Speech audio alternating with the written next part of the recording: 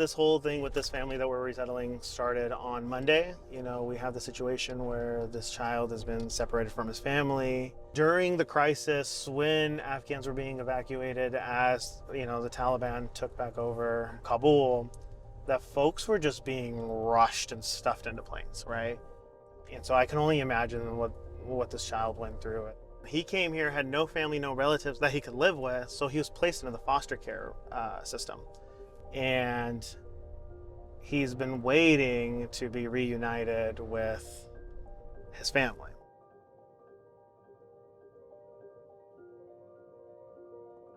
Most of the cases that we resettle here opening doors are SIV cases, which are special immigrant visas. These folks actually help U.S. armies back home, and that by itself is a threat. If family members find out that they actually helped the U.S., then they will actually threaten their family or even take their life. They have no choice but to leave the country. They cannot stay in their country and be alive. So we're scrambling today to make sure it all gets done, and the house feels like they're coming home, even though they've never been here before. I'm like starting to lose confidence in where these steps are. All right. We just got the heavy stuff. Oh, it's open from the bottom. You got it? You got everything? I think that's all. Yeah? Yeah. Yeah, we're done. I'm excited for tomorrow.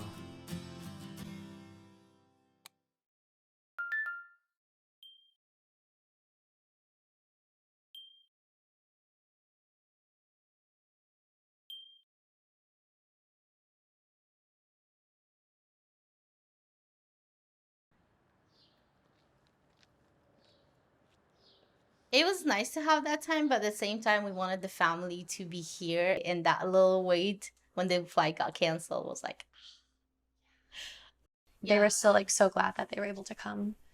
this particular family, their minor son was able to flee the country by himself.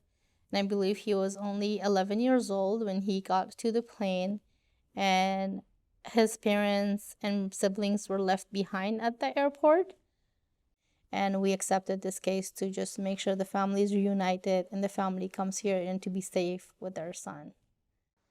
And imagine we have at least 5 to 6 arrivals a week, and we're constantly doing this thing over and over and over.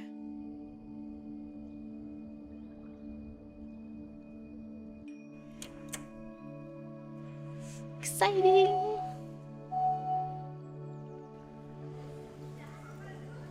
They arrived.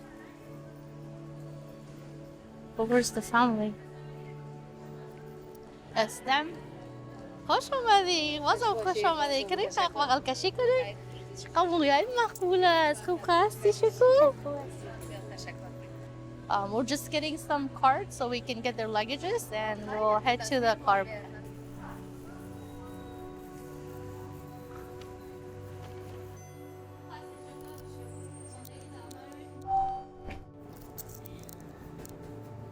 I'll go get my car.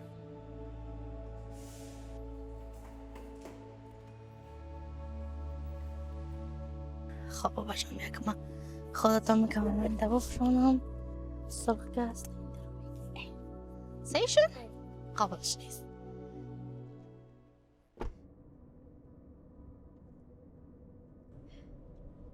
عمرشون صحبت کردیم با بچه یکتان میدانوی تلفن دارین؟ تلفن ما نشد. So she's saying that the minute she got into the plane, she felt the presence of her son, and that feeling that she says, I don't know, I can't explain. They lost him in the care, and they left the airport thinking that they left him behind. They thought the Taliban found him or found out that his dad was working for the previous government.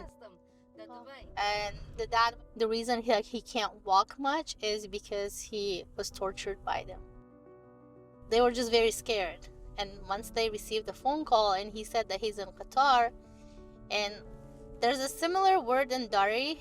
Qatar means like danger. And when he said he's in Qatar, And she thought that he said he's in danger, and she cried and she thought something happened to him.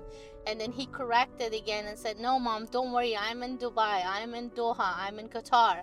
I'm safe. I'm with Americans." باز بیچارا می آمدن اگه همکاری میکردن. They've been hiding in their home for the past 2 years, but now seeing this place, she could never dream about living in such a place and having this life that she's gonna have.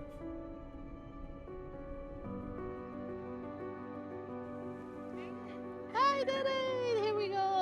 Let's put everything down and Habibti, you wanna grab this one with me?